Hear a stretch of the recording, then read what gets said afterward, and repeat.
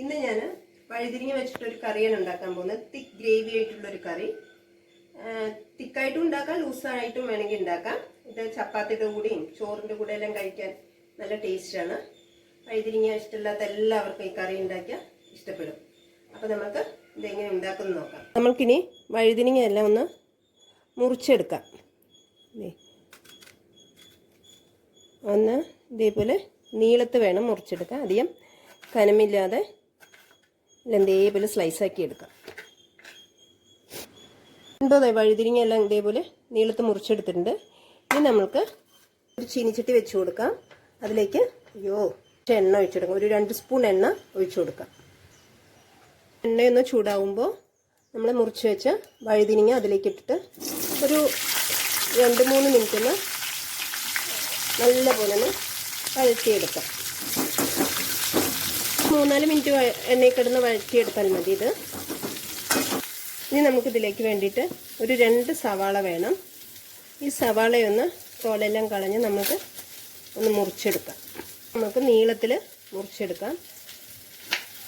സവാള മുറിക്കുന്നതിൻ്റെ ഇടയിൽ വഴുതിരിങ്ങ ഇടയ്ക്കൊന്ന് ഇളക്കണം. ഇനി നമുക്കതിലേക്ക് 2 തക്കാളി, ഒരു 5 അല്ലി വെളുത്തുള്ളി, ചെറിയ 2 പീസ് ഇഞ്ചിയും കൂടെ വേണം.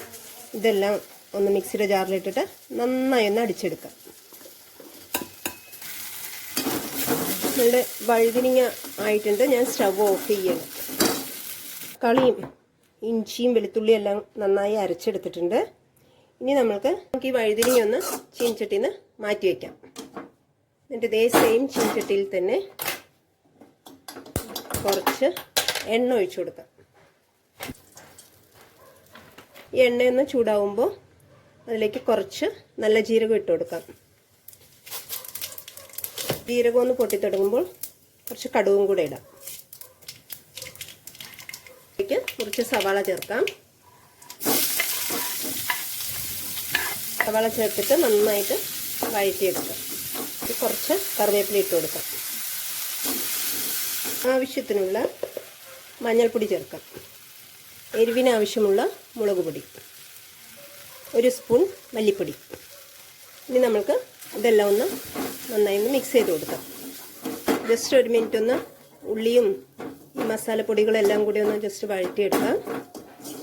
അതിന് ശേഷം ഉള്ളി ഇഞ്ചിയുടെ പേസ്റ്റ് ഇതിലേക്ക് ചേർക്കാം.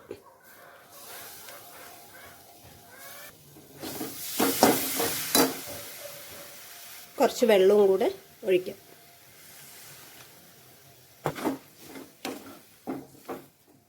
ഇത് നമ്മൾ മസാലകളെല്ലാം ഇട്ടിട്ട് തക്കാളിയുടെ പേസ്റ്റ് ഒഴിച്ചതിന് ശേഷം ഒരു 2-3 മിനിറ്റ് തിളപ്പിച്ചെടുക്കണം. ഒന്ന് സിമ്മിലിട്ടിട്ട് തക്കാളിയുടെ പച്ചമണമൊക്കെ ഒന്ന് മാറുന്നവരെ. ഉപ്പും കൂടെ ചേർക്കാം. ഇനി നമുക്കതിലേക്ക് ആവശ്യത്തിനുള്ള ഉപ്പ് ചേർക്കാം. 1/4 കപ്പ് തൈരും കൂടെ നന്നായിട്ട് മിക്സിയിലിട്ട് അടിച്ചിട്ട് അതും കൂടെ ചേർക്കുന്നുണ്ട്.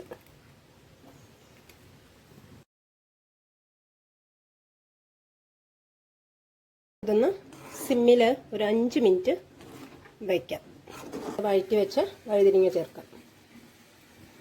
നമുക്കിത് വീണ്ടും കുറച്ച് നേരം സിമ്മിലിട്ടൊന്ന് അടച്ചു വെച്ച് വേവിച്ചെടുക്കാം.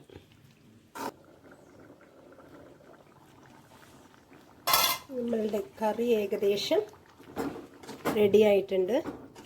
മല്ലിയിലയും കൂടെ ഇട്ടെടുക്കാം.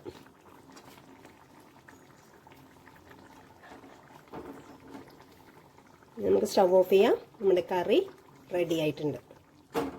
നല്ല ടേസ്റ്റിയായ കറി.